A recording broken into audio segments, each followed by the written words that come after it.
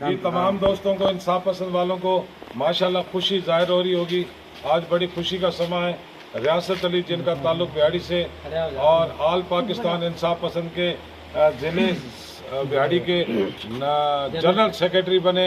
ये जनाब उनको पगड़ी बांधी जा रही है और इनको 5 साल के लिए इनको जनाब ये ओहदा दिया जा रहा है। बहुत आला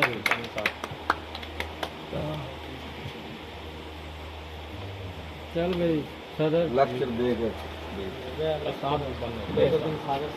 जी बिस्मिल्लाहिर्रहमानिर्रहीम। जी मुबारक हो आपको, आपको जनरल सेक्रेटरी बनने में मुबारक हो। जी रियासत साहब, आप भी हमारे भाइयों मुबारक हो।